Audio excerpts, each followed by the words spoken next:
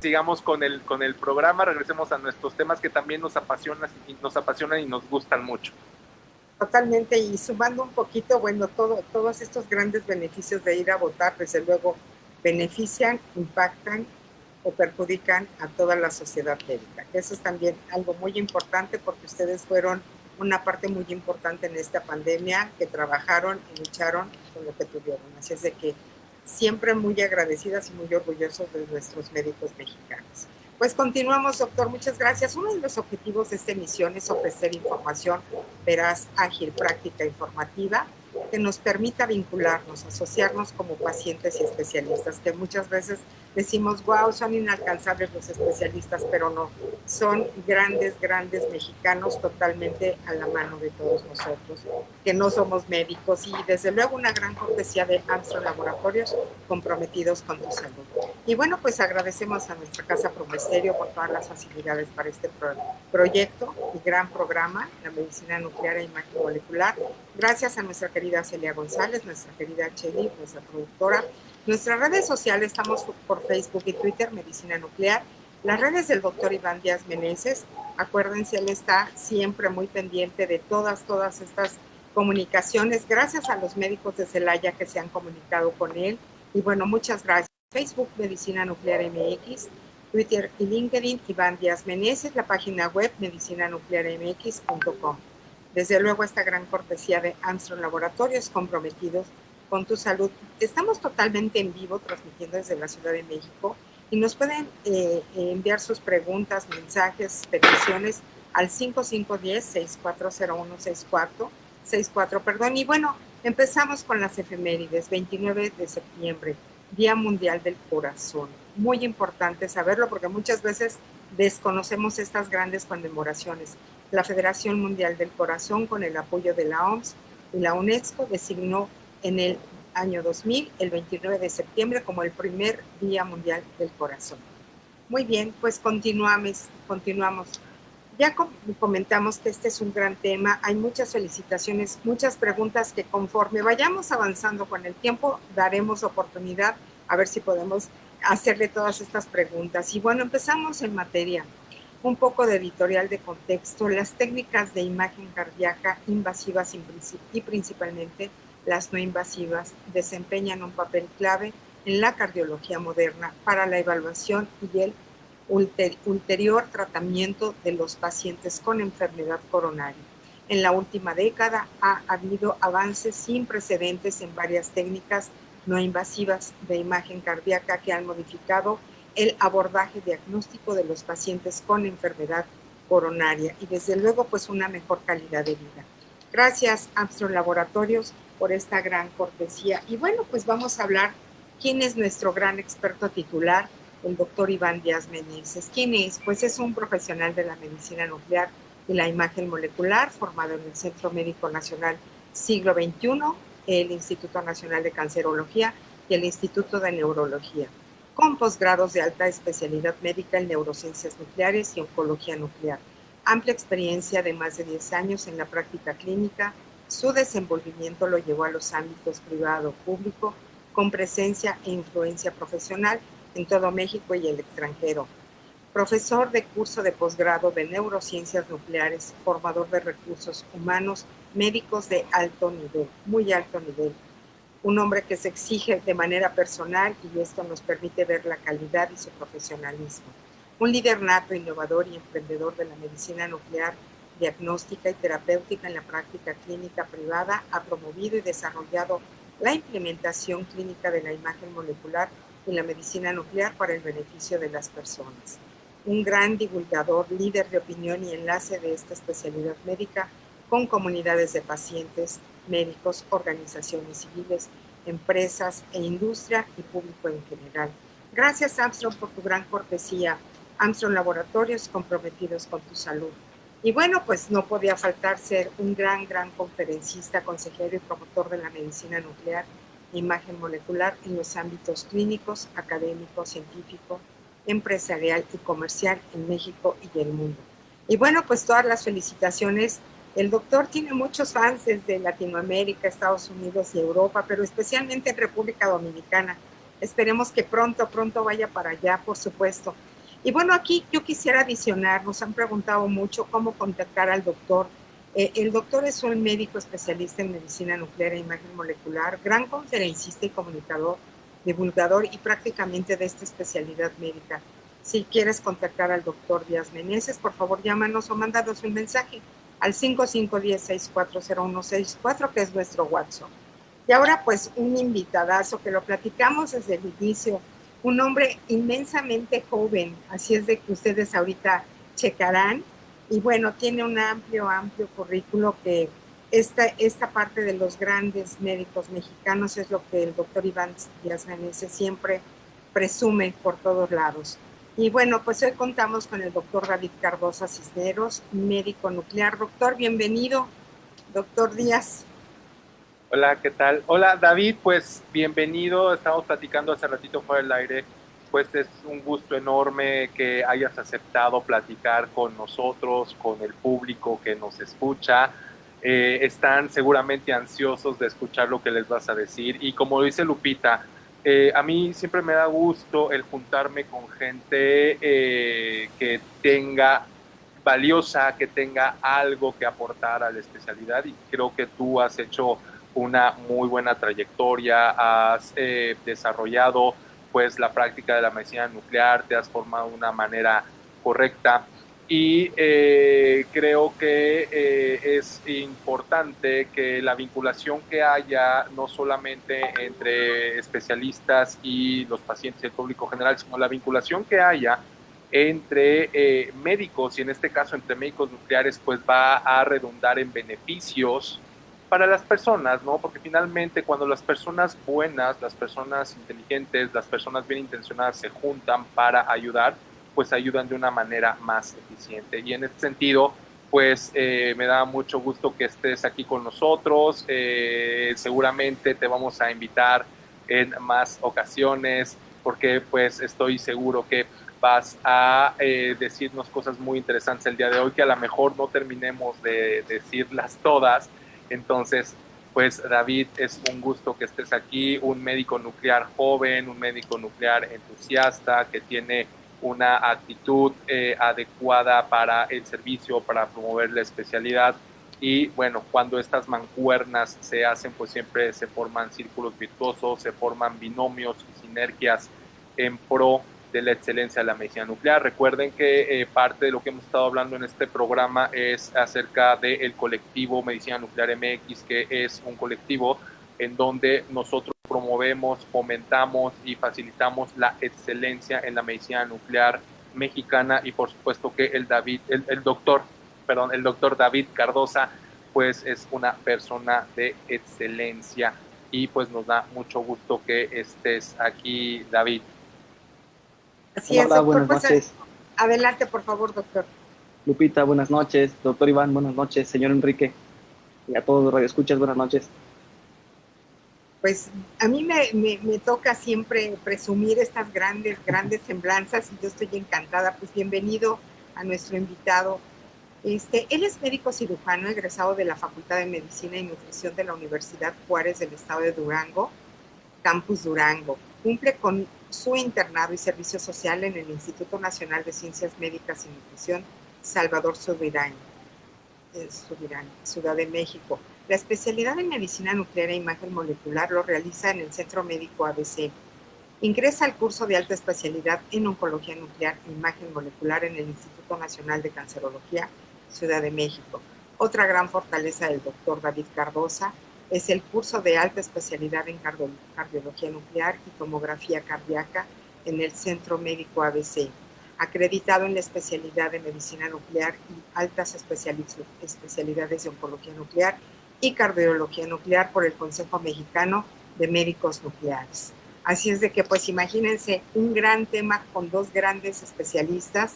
Y bueno, ¿cuál es el tema? Se los recordamos: avances en cardiología nuclear, estudios híbridos, PET-CT-MR, PET-CT-MR para diagnósticos no invasivos de EAC y su tratamiento.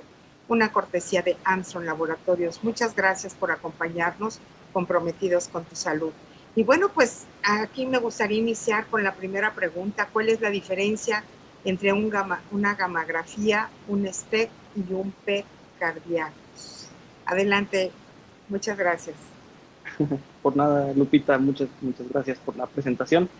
Es una muy buena pregunta.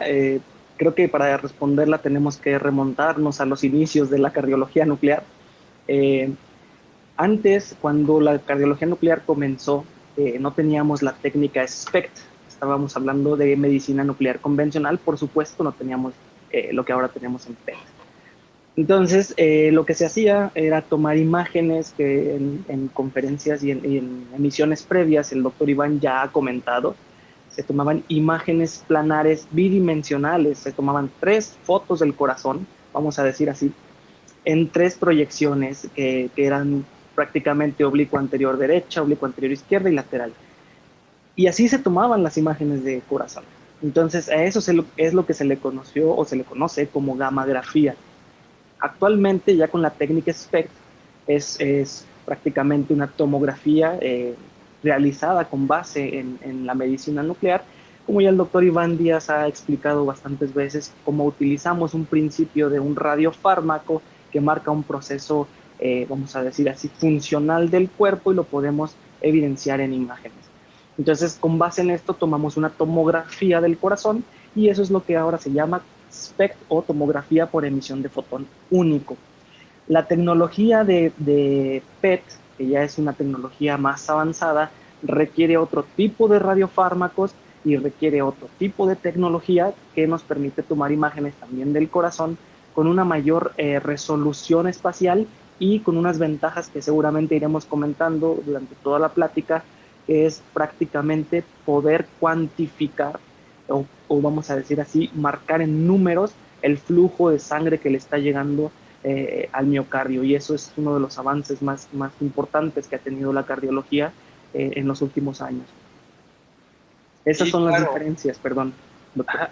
Sí, claro, como lo decía David, fíjate, David, que como bien lo apuntas, hemos visto cómo con el paso de los años, pues se empezó, ¿no? Con imágenes, como tú lo decías, un tanto eh, rudimentarias, por decirlo de alguna manera entendible, porque no son para nada rudimentarias.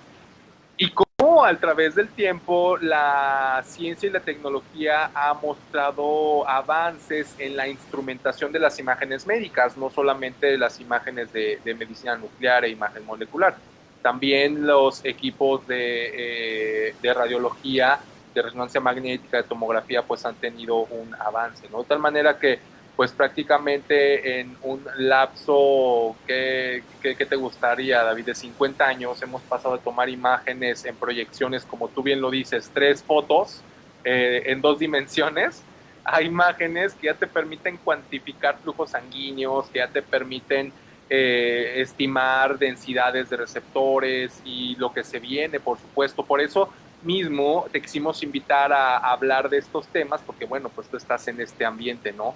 De los equipos y pues sí ha sido muy emocionante ver cómo ha ido evolucionando y cómo poco a poco también, David, estos equipos han llegado a nuestro país, porque tú dirás, bueno, Claro. es que pues sí, pero se hace en Europa o se hace en Estados Unidos. No, o sea, son realidades que ya están en México. O sea, en México hay estos equipos de los que el doctor David va a hablar más adelante y por eso pues es importante que los empezamos a conocer, ¿no? Y otra cosa interesante decir aquí es que sí, la tecnología puede ser maravillosa, pero precisamente algo que a mí me gusta recalcarle a la gente es que los equipos no hacen diagnóstico. O sea, el diagnóstico lo hace el médico especialista. En este caso, por ejemplo, el doctor David, que es especialista en imágenes de corazón.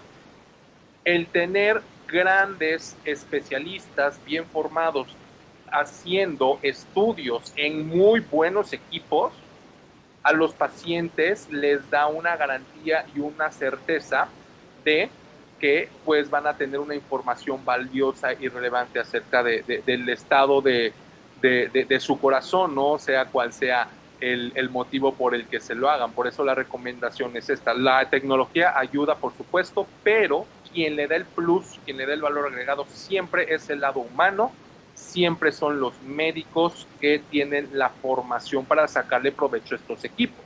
Porque finalmente una realidad es que muchas veces los pacientes, y no están obligados a saber esto, suelen soslayar un poco el lado humano de la persona que está detrás de un equipo y quieren a veces vender el equipo en vez de vender la calidad médica. Entonces, estas son de las cosas importantes de las que se tienen que hablar, de las que se hablan en estos programas. Nadie le está escatimando nada a los equipos que son maravillosos. Te decía, hemos pasado en 50 años a una tecnología genial, muy buena. Espérate a lo que se viene en los próximos años, David, y qué bueno contar con especialistas como tú que sepan sacarle todo el provecho a estos equipos. Sí, así es, doctor. La verdad es que, como usted lo comenta, esto de hay que tenerlo bien, bien claro, ¿no? Los equipos tienen la capacidad de detectar enfermedad, pero el médico que está a cargo del estudio es el que le va a dar el contexto clínico adecuado. No es lo mismo decir el paciente tiene una enfermedad ligera y podemos tratarlo tranquilamente con medicamentos, con el apoyo de nuestros compañeros de cardiología clínica, o el paciente necesita una intervención, un estudio, un procedimiento invasivo. Entonces, creo que el equipo está diseñado para detectar la enfermedad, el contexto que le va a dar el resultado, es el médico nuclear o el médico especialista que esté a cargo de la interpretación de sus estudios. Claro que sí, David. Oye, y por ejemplo, hablando de estos equipos, Claro. ¿cuál es la ventaja de tener un equipo que sea dedicado u órgano específico, en este caso al corazón, en relación a equipos que son más de propósitos o de uso general? ¿Qué ventajas nos da? Algo también que ha estado sonando mucho es acerca de la tecnología CZT, que son tecnologías de detectores que no parece ser que realmente dan ventajas clínicas, ventajas operacionales para hacer este tipo de estudios. Y finalmente algo importante con estos equipos híbridos que estamos hablando, algo importante que es un concepto interesante, que es la corrección de atenuación, cómo puede impactar de manera positiva o negativa en lo que tú decías, ¿no? En la interpretación de un estudio. ¿Cómo hay que tener en cuenta todo esto? David, ¿nos puedes platicar algo acerca de esto que te acabo de comentar? Claro que sí, doctor, con gusto. Bueno, nos remontamos de nuevo a la época de antaño, cuando comienzan las gamacámaras tipo Anger, que son las gamacámaras convencionales, vamos a llamar así. Los equipos de medicina nuclear que nos sirven para tomar todo tipo de estudios se desarrollan y se utilizan por más de 50 años en medicina nuclear. Posteriormente aparecen los estudios o los equipos cardiodedicados. Estos equipos cardiodedicados, su tecnología se extrapola de tomografía, que es la que ya utilizaba detectores de estado sólido, o como usted bien lo dijo, CZT, cadmio sin telurio. Entonces se extrapola esta tecnología a la medicina nuclear y se le saca todo el provecho posible. ¿Qué ventajas tiene tener un equipo cardiodedicado? Primero, y lo más importante, la precisión diagnóstica se incrementa al incrementar la resolución espacial. Entonces, nos volvemos más capaces de detectar enfermedad arterial coronaria, que es el título que estamos viendo, y además nos volvemos más capaces para poder definir o estratificar el riesgo del paciente, hacia dónde lo vamos a mandar. Lo vamos a mandar a un estudio normal y que haga su vida lo más normal posible, corrigiendo algunas medidas higiénico-dietéticas, o nos vamos a ir hacia otra vía terapéutica. Entonces, esta tecnología nos está ayudando muchísimo, sobre todo al paciente, a hacer un diagnóstico más preciso, y como ventajas adicionales, nosotros que nos dedicamos a la imagen, el tiempo. Hay pacientes que tenemos que a final de cuentas están muy enfermitos y hay que tener en cuenta eso. No todos los pacientes que llegan se pueden acostar en una cama como cualquiera de nosotros, gracias a Dios, lo podemos hacer. Entonces hay pacientes que tienen limitante y hay que entender eso. Sobre todo cuando estamos estudiando corazón, no suelen ser pacientes jóvenes, atléticos, que corren la milla. Entonces hay que entender esto. Estos equipos se diseñan de cierta manera para que el paciente quede en la posición más cómoda, evitamos movimientos, incrementamos la capacidad de resolución del equipo, administramos una menor dosis y tomamos imágenes durante un menor tiempo. Es decir, lo que en una cámara convencional tipo Anger nos tomaría alrededor de entre 16 y 20 minutos para tener una calidad óptima de imagen, en un dispositivo de CZT nos toma alrededor de 3 minutos en promedio. Entonces hay que tener eso en cuenta, la reducción del tiempo, y obviamente no sacrificamos la calidad del estudio ni la precisión diagnóstica. Los pacientes lo agradecen mucho. Wow, entonces, por ejemplo, me llamó mucho la atención lo que dijiste, ¿no? Y es cierto, a veces uno piensa que todos los pacientes son sanos, pero en realidad pues son pacientes, ¿no? Por ejemplo, un paciente que, por ejemplo, sabemos que la obesidad se relaciona con enfermedad coronaria, los pacientes que están con un índice de masa corporal muy grande, se pueden hacer este tipo de equipos en donde el paciente no tiene que estar totalmente acostado, ¿no? O sea, pueden estar sentados. Así es, doctor, así es, exactamente. Las posiciones cómodas que comentaba es esta, ese sentado, efectivamente, y los detectores se acercan al paciente en un pedazo muy, muy pequeño y también es muy importante para estos pacientitos que tienen claustrofobia. Ah, Entonces, también nos ayuda bastante. Es un equipo, si yo les puedo tomar una medida en su tórax, que mide más o menos lo del esternón. Entonces, de ahí se toman imágenes desde la parte anterior de su tórax hacia la parte lateral y nos tardamos 3 minutos. En pacientes que tienen un índice de masa corporal mayor a 35, usted bien lo comenta, se puede hacer el estudio sin inconvenientes. Lo ideal, y hay que tenerlo en cuenta, es que se puede hacer el estudio en 2 días, tanto para comodidad del paciente como para no sacrificar parte de la resolución que nosotros tenemos, que va ligado a la siguiente pregunta que me hizo de la corrección de atenuación. Los pacientes que tienen un índice de masa corporal muy grande tienden a atenuar más fotones, es decir, el fotón tiene que atravesar más distancia para llegar al detector y esta distancia es del corazón y todo lo que representa de incremento de volumen del cuerpo de un paciente con un índice de masa corporal de mayor a 35. Entonces, aquí lo recomendable es hacer el estudio en 2 días. Si es menor de 35 su índice de masa corporal, lo podemos hacer en un solo día y la logística del estudio es siempre hacer una imagen de reposo y una imagen de estrés cuando estamos buscando isquemia o infartos. Entonces, hay más estudios de medicina nuclear cardiológica, pero cuando estamos particularmente viendo o buscando este fenómeno, se puede hacer en 2 días cuando el índice de masa corporal es mayor a 35. La ventaja de los cadmios sin telurio o de los CZT es que requerimos menos dosis y la calidad de imagen no se degrada. Esta es una ventaja que ahora tenemos y que afortunadamente, ya lo comentó usted, tenemos los equipos aquí en México desde hace aproximadamente 10 años. Centro Médico Siglo XXI tiene uno en cardiología y recientemente uno más en satélite que tenemos acá en el norte de la ciudad. qué bien, entonces también ayudan a disminuir la dosis, porque ya ves que siempre cuando uno habla de nuclear, siempre es parte también, ¿no? De las cosas que queremos desmitificar.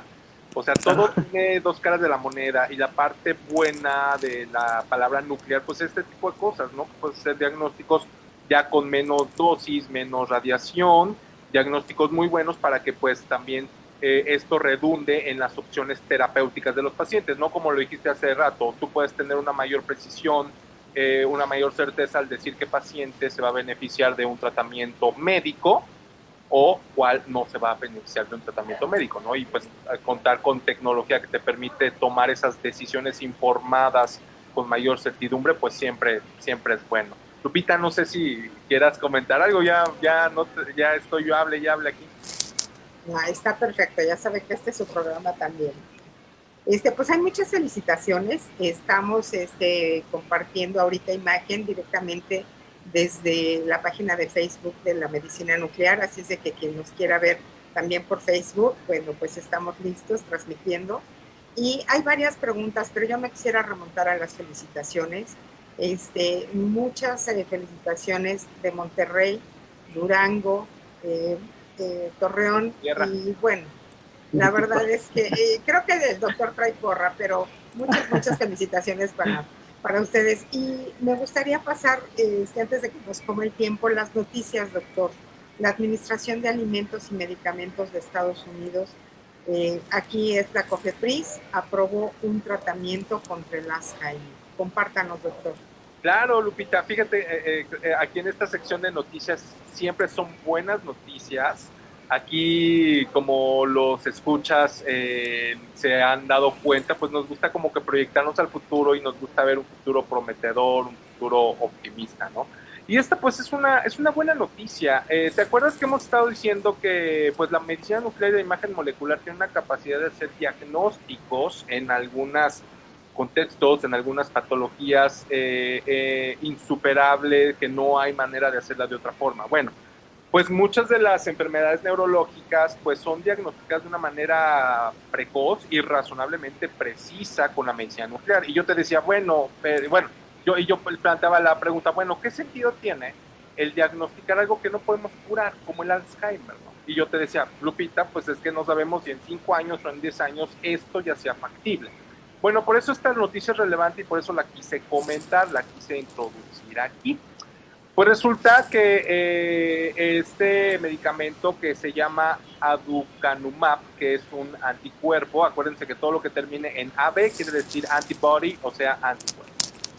Este aducanumab pues fue aprobado por la FDA y bueno, la FDA pues es conocida por ser un organismo, un ente sanitario muy estricto, muy serio, que, bueno, pues permite que los medicamentos en Estados Unidos, que es donde tiene jurisdicción, pues sean utilizados para los pacientes. O sea, esto ya no está hablando de que no va a ser solamente utilizado en una investigación, en una universidad o en un centro de investigación. O sea, el que ya la FDA apruebe algo para uso en pacientes quiere decir que ya demostró de alguna manera que sirve para lo que se está probando, para lo que se está utilizando. Bueno, pues resulta que este medicamento demostró beneficio en un proceso fisiopatológico de la enfermedad de Alzheimer, que es la acumulación de beta amiloide. Entonces es un tratamiento que es el primer tratamiento que va realmente dirigido a controlar o a mitigar el proceso fisiopatológico de la enfermedad de Alzheimer. Los otros tratamientos no atacaban, por decirlo así, directamente el proceso que hace que se dañen las neuronas en la enfermedad de Alzheimer, o sea, la acumulación de placas de beta amiloide. Por si se les había olvidado, se los recuerdo. O sea, los tratamientos lo que iban a hacer era tratar de dar un soporte a la función del cerebro mediante tratar de poner a punto o poner en mejores condiciones los sistemas de neurotransmisión del cerebro, pero no estaban como que atacando la raíz. Bueno, la buena noticia es que pues este medicamento sí tiene su blanco de acción terapéutica en el proceso fisiopatológico de la enfermedad de Alzheimer, o sea, la beta amiloide. Probablemente estamos viendo, ojalá y así sea, el principio de una historia que nos va a llevar a necesariamente desembocar en que podamos controlar, quizá curar este gran problema de la sociedad como es la demencia generada por el Alzheimer. Y otra cosa que nos llena de mucha emoción es que finalmente, como lo dije al principio para empezar a contextualizar esta noticia, los médicos nucleares vamos a estar ahí, la imagen molecular va a estar ahí, porque para que tú puedas tener un buen impacto, el impacto más fuerte en estas medidas terapéuticas, lo que necesitas es pues diagnosticar de manera temprana y precisa a los pacientes, para que, como lo estaba diciendo hace ratito David, ¿no? En el corazón, ahora nos brincamos un poquito al cerebro. ¿Por qué es importante que tú identifiques de una manera temprana y adecuada al paciente? Pues porque cuando es temprano tú tienes mayor oportunidad de curar la enfermedad. Ajá. A veces hay enfermedades que son difíciles de diagnosticar en estadios tempranos y son relativamente fáciles de curar. Ajá. Y la inversa es que tú tienes enfermedades que son muy fáciles de identificar en estadios tardíos, pero ya no las puedes curar. Entonces nosotros nos estamos moviendo hacia una situación en donde podemos tener mayor éxito terapéutico al momento de identificar de manera precoz y precisa estos pacientes. Y como les dije, la medicina nuclear y la imagen molecular en ese sentido es incomparable, no tiene paralelo hablando de imagen médica. Y por eso es que esta noticia es muy, pero que muy importante. Los médicos nucleares vamos a estar ahí de la mano junto con los médicos clínicos, las personas que investigan, y por eso esta noticia es relevante y por eso me da mucho gusto compartirlos con nuestros radioescuchas, que finalmente, como tú también lo decías al principio, ¿no? Pues la vida sigue, hay muchos retos que enfrentar, hay muchos escollos que vencer, pero finalmente la humanidad está encontrando la forma de salir adelante y poco a poco pues vamos nosotros resolviendo estos problemas Y bueno, es muy emocionante ser parte de esta historia, vivir estas anécdotas para la historia, ¿no? Nos va a tocar a nosotros decir que vivimos la pandemia del 2021, quizá nos toque también decir del 2020, 2021, quizá nos toque también decir nosotros vivimos cuando se curó el cáncer, cuando se curó la demencia, cuando se curó el Parkinson. Y no solamente eso, David, nosotros vivimos y participamos directamente en esos procesos. Entonces, esta es una noticia que me da mucho gusto compartir con todos los radioescuchas. Así es, doctor, y pues un gran privilegio formar parte de esta gran historia y ustedes dentro de la investigación, la medicina y este gran crecimiento, pues qué honor, y yo siempre lo digo, orgullosamente mexicanos. Y bueno, pues esta nueva responsabilidad del doctor Díaz Meneses en la vocalía del Consejo Mexicano de la Medicina Nuclear e Imagen Molecular. Platíquenos, doctor, ¿cómo le ha ido? Sí, Lupita, pues estamos apenas empezando a adaptarnos a los procedimientos. Vamos a empezar ya a trabajar más adelante. El consejo, como yo les comentaba el otro día, su función es velar porque los médicos nucleares que practican la especialidad pues tengan la formación correcta. Como les decía hace ratito, es muy, muy importante el lado humano.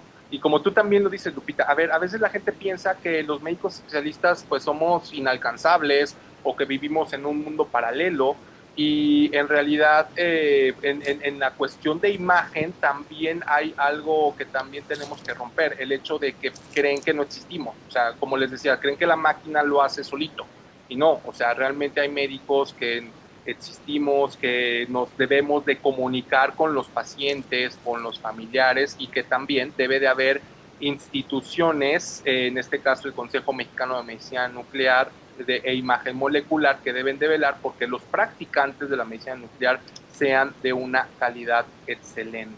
Entonces, pues eso es algo importante que estamos empezando a trabajar.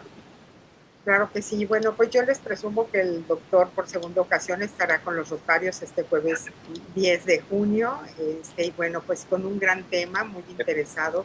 Y justo esto es lo que queremos, llevar esta medicina educativa a través de este gran lenguaje que nos ofrecen hoy nuestros grandes especialistas. Y el próximo miércoles 17 de junio, conmemorando el Día del Padre, va a estar con nuestros industriales de Canacindro. Así es de que pues un gran honor tener a estos especialistas con nosotros hoy y el doctor pues brindándonos esta gran conferencia. Y bueno, pues nos vamos rápidamente a la tercera pregunta, doctor, si nos lo permite. ¿Qué radiotrazadores se pueden usar para hacer estudios cardíacos de medicina nuclear e imagen molecular? ¿Qué se estudia o investiga con ellos? Correcto, Lupita. Bueno, mira, los vamos a decir así, caballitos de batalla. Lo que más se estudia es la isquemia o el infarto en el corazón. Estos radiofármacos que utilizamos son conocidos como MIBI o Cestamibis y Tetrofosmin. Son radiofármacos que se desarrollaron en la época de los 90 y que hasta la fecha, como te digo, siguen siendo los caballitos de batalla. Estos dos radiofármacos nos permiten evaluar cuál es el flujo que hay en las arterias coronarias, y cuando alguna arteria coronaria está enferma o tiene enfermedad de arteria coronaria, como lo dice el título, no atraviesa el radiofármaco esa zona. Entonces, cuando nosotros hacemos el examen del corazón durante el estudio y lo evaluamos, pues se queda sin esa concentración del radiofármaco y nosotros lo categorizamos como un defecto de perfusión. A esa parte del corazón no le está llegando sangre, ¿sale? Ese es el principio diagnóstico del estudio y se hace con estos dos radiotrazadores de manera ya más rutinaria. Se inició, y esto es anecdótico, se inició primero con el cloruro de talio o el talio 201, que es otro radiofármaco que solemos utilizar, ya no tan frecuentemente, debido a que su uso se limita ya no solo a evaluar la isquemia, sino más bien se limita a evaluar viabilidad con medicina nuclear convencional. Ahora que apareció el PET, que también evalúa viabilidad, también ya le está retirando ese papel. Sin embargo, pues ahí está, en varios centros donde la disponibilidad de un PET no es tan alta, o no se tiene un PET, el cloruro de talio se vuelve un buen radiotrazador para evaluar la viabilidad miocárdica en pacientes que tienen ya un diagnóstico de una falla cardíaca con lo que llamamos FEBI reducida y que tienen antecedente ya de un infarto. Entonces, aquí se vuelve nuestro mejor amigo el talio, tratando de ver qué parte del tejido del corazón sigue vivo para tratar de salvarlo con un procedimiento ya invasivo. Entonces nosotros lo que tratamos de hacer es mejorar la calidad de vida del paciente con el talio 201. Y bueno, aprovechando el comercial del doctor Iván, aquí la nueva noticia, la beta mieloide en el corazón, se está estudiando muchísimo ya la amiloidosis cardíaca. Entonces, afortunadamente en México tenemos disponibilidad de muchísimos radiotrazadores que pueden evaluar la presencia de amiloidosis cardíaca. Entonces, también es un fenómeno de depósitos de beta mieloide y que nos sirve sobre todo para los depósitos de unas cadenas particulares que se llaman transtiretina o que se abrevian como TTR. La de cadenas ligeras, la amiloidosis de cadenas ligeras, no la podemos evaluar por medicina nuclear, pero sí las TTR. Y la ventaja de esto es que se diagnostica amiloidosis en los pacientes que ya tienen una enfermedad que nosotros llamamos, bueno, que tienen hipertrofia, vamos a decir, o crecimiento así del ventrículo, que hace que ya no puedan bombear con suficiente fuerza la sangre. Se crece tanto el ventrículo que la cavidad se hace muy pequeñita y entonces el paciente empieza con sintomatología de falla cardíaca. Esto es lo que llamamos una miocardiopatía restrictiva. Y es donde se empieza a estudiar, sobre todo en edades avanzadas. Ya hay estudios muy interesantes, Lupita, de que hasta el 25% de los adultos mayores de 80 años pueden tener diagnóstico de amiloidosis cardíaca y lo estamos infradiagnosticando. Entonces, con base en esto, en estos radiotrazadores que ya aparecieron, que son los bifosfonados, así les llamamos, dietilendifosfonato, alendronato, hidroximetilendifosfonato, metilendifosfonato, pirofosfatos, todos estos nos ayudan a evaluar la presencia de los depósitos de TTR, te digo, en el contexto clínico llevado hacia una miocardiopatía restrictiva. Entonces, hay que tener en cuenta eso, estamos infradiagnosticando la amiloidosis cardíaca. Pacientes están falleciendo con un diagnóstico que dejamos a medias, vamos a decir así, y nos falta ponerle el apellido, que es amiloidosis cardíaca. Y estos radiotrazadores nos están ayudando. También hay otras innovaciones que el doctor Iván seguramente ha visto allá en neuro, que es la metayodo-benzilguanidina, o sea, abrevia como MIBG. Entonces, la utilizamos para evaluar la inervación simpática del corazón. El sistema nervioso autónomo tiene dos grandes rubros, que son el sistema nervioso simpático, que nos acelera el corazón cuando se necesita y nos ayuda a bombear con más fuerza la sangre cuando se necesita, en una situación de estrés, si necesitamos correr de la lluvia o algo así, ¿no? O si un perro nos correa, por ejemplo, yo no sé. Pero a final de cuentas el sistema nervioso simpático ahí es donde se activa. Y el parasimpático es el contrarregulador. La metayodo-benzilguanidina evalúa la inervación simpática. Cuando un paciente tiene enfermedad arterial coronaria o un evento coronario mayor, que es lo que nosotros llamamos un infarto, muchas veces llega a perder esta inervación y entra en un grado de disautonomía que se puede evaluar con metayodo-benzilguanidina. Cuando trabajamos en conjunto con los neurólogos, eso también está muy interesante porque podemos hacer diagnósticos neurológicos viendo la denervación simpática cardíaca. Como seguramente el doctor allá en neuro lo trabajará bastante, se pueden hacer diagnósticos complejos, vaya, cuando se altera ya el sistema nervioso simpático. Entonces, pues son algunos radiotrazadores que hemos comentado que se aplican aquí en México frecuentemente y que ayudan bastante a nuestra población, sobre todo a hacer diagnósticos más precisos y oportunos para buscarles un tratamiento. Claro, y ahorita acabas de hacer una bonita listado de todos los radiotrazadores que hay y quiero hacer notar, ¿no? Todo esto es fisiología, todo esto es bioquímica, es lo que también queremos transmitir, ¿no? O sea, el médico nuclear no pretende ser anatómico o anatomista, la medicina nuclear tampoco. Lo que nosotros somos fisiología, somos bioquímica, somos quizá un poquito de inmunología, ¿no? Somos esas cuestiones de, como tú bien lo acabas de decir, cómo funciona, de qué está hecho, qué está haciendo. Nosotros trascendemos el cómo se ve. Y esto es importante hacer este comentario, David, porque el programa, como se titula, ¿no? Es imagen híbrida. Entonces aquí entramos ya a esta parte, ¿no? Imagen híbrida, pues, ¿qué significa, David? ¿Cómo se complementan los estudios morfológicos, tomografía, resonancia, que ya lo mencionamos, cómo aportan a la imagen fisiológica, a la imagen bioquímica, que es la medicina nuclear, y la imagen molecular? Yo siempre lo menciono, ¿no? Alguien tuvo la genial idea de juntar lo mejor de dos mundos, tener una imagen muy poderosa, ¿no?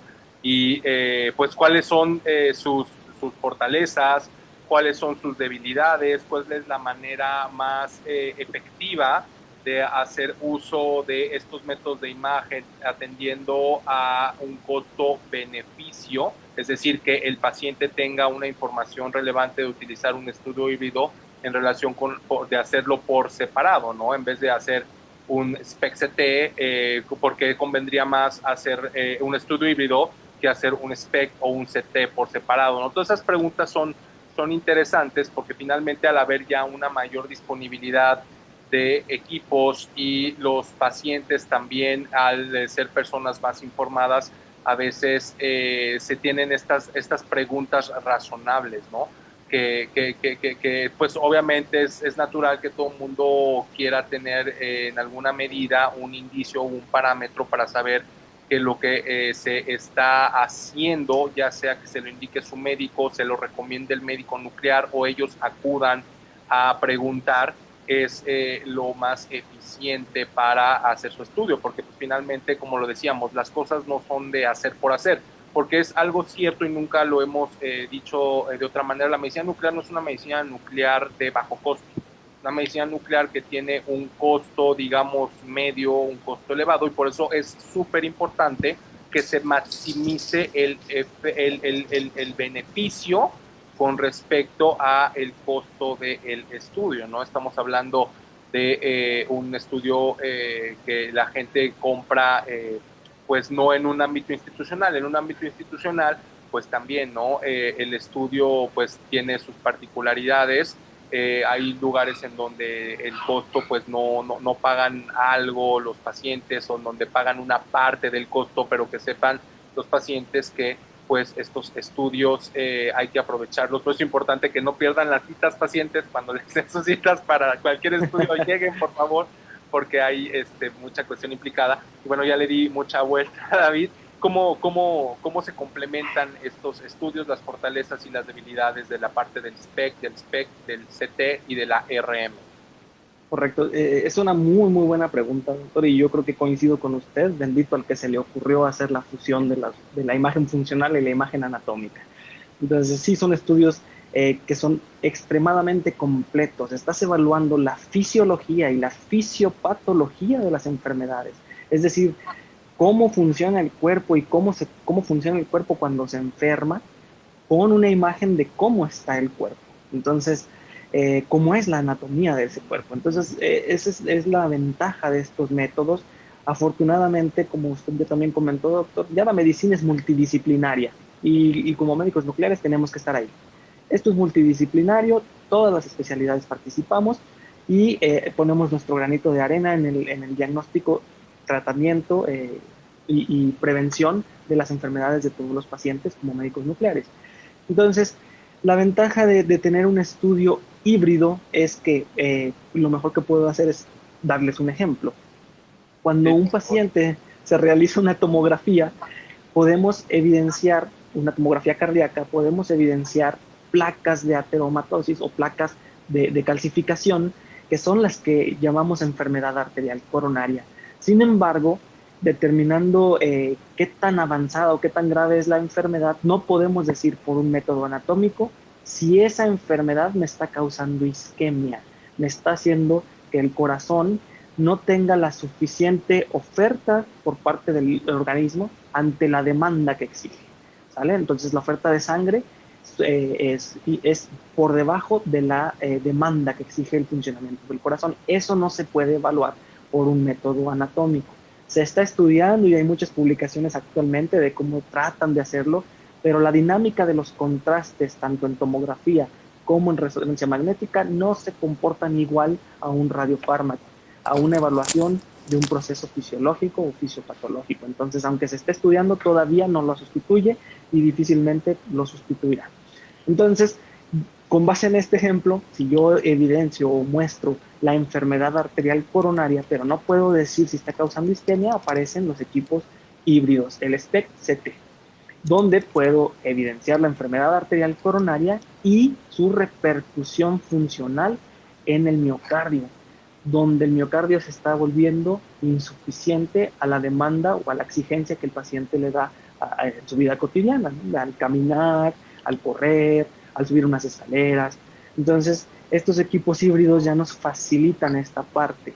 Tanto el SPECT-CT como el PET-CT, estamos cuantificando además los flujos de llegada de sangre al miocardio, pues, literalmente podemos ver un valor y decir, aunque se vea bonita tu imagen y se vea bien tu corazón, el flujo está disminuido, ¿sale? Y lo fusionamos con la tomografía y decimos, el flujo está disminuido en esta parte porque ahí tienes enfermedad arterial coronaria y yo puedo decirte ahora que es obstructiva, que sí está causando una repercusión, ¿sale? Entonces esa es la función de SPECT-CT y PET-CT. Ahora, ¿qué pasa con la perfusión miocárdica o el estudio de corazón de los flujos del PET y la resonancia magnética?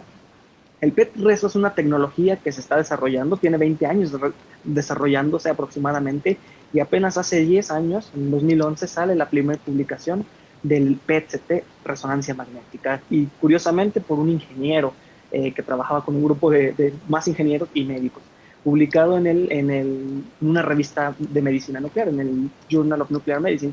Fue la primera publicación que se hace de un PET con resonancia magnética. Y las ventajas de esto, de este PET, es que te proporciona también evaluación anatómica, funcional, y se corrobora o se correlaciona bastante con lo encontrado en PET.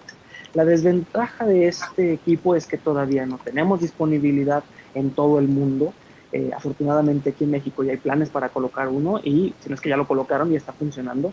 Entonces es una tecnología que todavía está en desarrollo, que todavía tiene ciertos procesos que pulir, pero a final de cuentas va hacia adelante. La medicina nuclear, en conjunto, como ya lo dijo el doctor, con algunos métodos diagnósticos anatómicos, van hacia adelante y van de la mano y se van levantando mutuamente. Claro, oye, y por ejemplo, esto que se menciona del PET, resonancia magnética, ¿cómo lo podemos nosotros sacarle provecho, ¿no? Al saber, por ejemplo, lo que tú mencionaste de la viabilidad miocárdica, ¿no? Que el PET realmente ve el tejido que está vivo y la resonancia magnética más bien lo que ve es el tejido que está muerto, y luego haces una diferencia. En general, los estudios de imagen molecular y medicina nuclear te permiten ver el proceso directamente, sin hacer una inferencia.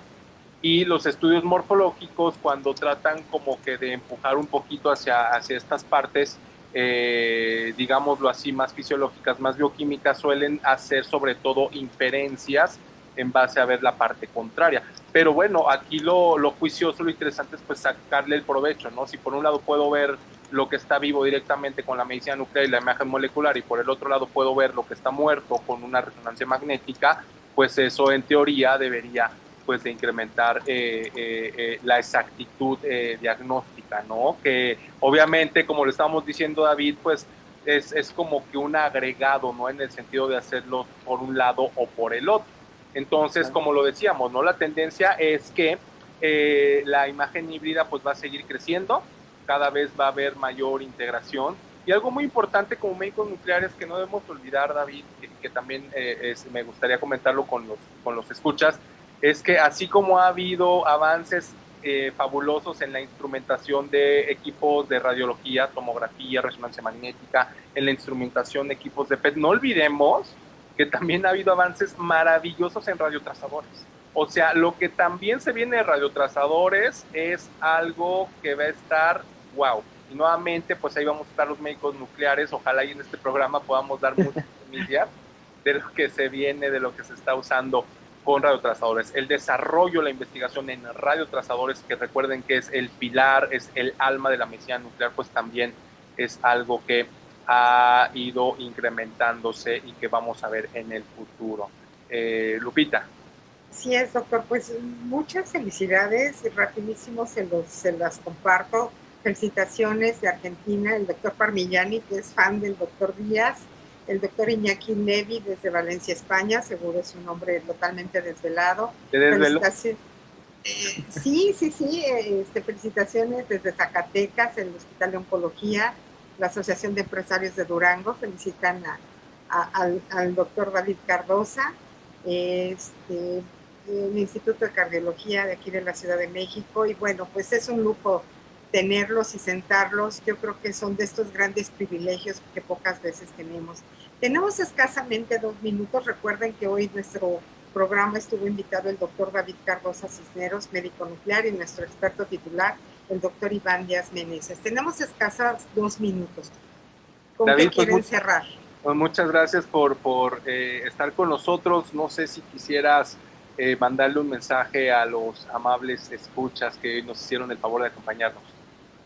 Radio Doctor, muchas gracias Lupita por la invitación, doctor, gracias por la invitación y bueno, invitarlos a que sigan participando en el programa, que se sigan informando de toda la utilidad que tiene la imagen molecular y bueno, como les digo yo a mis residentes de menor jerarquía o a mis compañeros de residencia, esto está en pañales y va a desarrollarse bastante los siguientes años, entonces muy atentos con la imagen molecular.